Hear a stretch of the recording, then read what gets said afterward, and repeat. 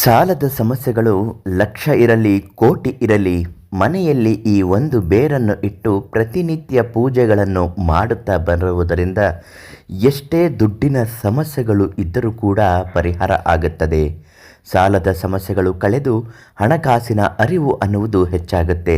ಮನೆಯಲ್ಲಿ ಲಕ್ಷ್ಮಿ ಬರುತ್ತಾಳೆ.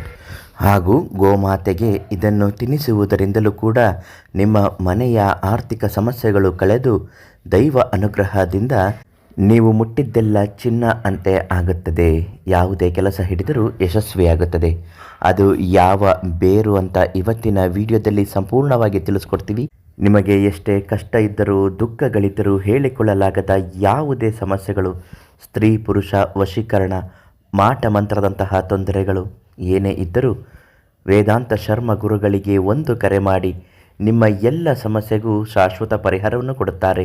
ಸಾವಿರಾರು ಜನ ಇವರಿಂದ ಪರಿಹಾರ ಪಡೆದು ಇಂದಿಗೂ ನೆಮ್ಮದಿಯ ಜೀವನವನ್ನು ನಡೆಸುತ್ತಿದ್ದಾರೆ.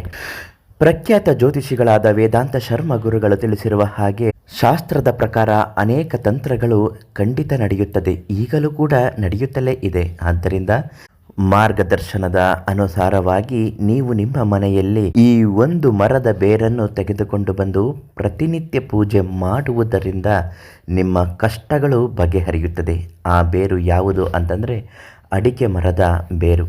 ಕಲುಷಿತವಾಗಿರುವ ಮನೆಯ ವಾತಾವರಣವನ್ನು ಮೊದಲು ಇದು ಹೀರಿಕೊಂಡು ಶುದ್ಧ ಮಾಡುತ್ತದೆ.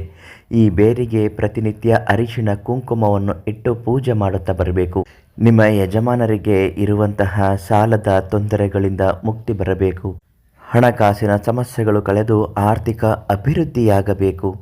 ದುಡ್ಡು ಕಾಸಿನ ವಿಚಾರದಲ್ಲಿ ಯಾವುದೇ ರೀತಿಯ ಸಮಸ್ಯೆಗಳು ಬರಬಾರದು. ಮನೆಗೆ ಮಹಾಲಕ್ಷ್ಮಿಯ ಆಗಮನ ಆಗಬೇಕು ಅಂತ ಬೇಡಿ ಸಂಕಲ್ಪವನ್ನು ಮಾಡಿಕೊಳ್ಳಿ. ಶುಕ್ರವಾರ ಗುರು ದಶೆಯ ಸಮಯದಲ್ಲಿ ಇದನ್ನು ಮಾಡುವುದರಿಂದ ಏಳಿಗೆ ಅನ್ನುವುದು ಆಗುತ್ತೆ.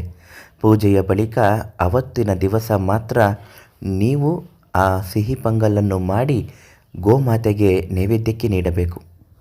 ಅಂದುಕೊಂಡ ಕಾರ್ಯಗಳು ಯಶಸ್ವಿಯಾಗುತ್ತೆ. ಈ ಅಡಿಕೆ ಮರದ ಬೇರು ಸಿಗುತ್ತಿಲ್ಲ ಗುರುಗಳೇ ಅಂತಂದರೆ ಚಿಂತಿಸಬೇಡಿ.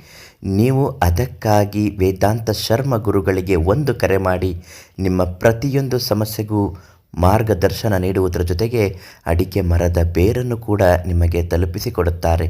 ನಾಳೆ ಮತ್ತೊಂದು ಮಾಹಿತಿಯೊಂದಿಗೆ ಭೇಟಿ ಮಾಡ್ತೀನಿ. ಧನ್ಯವಾದ.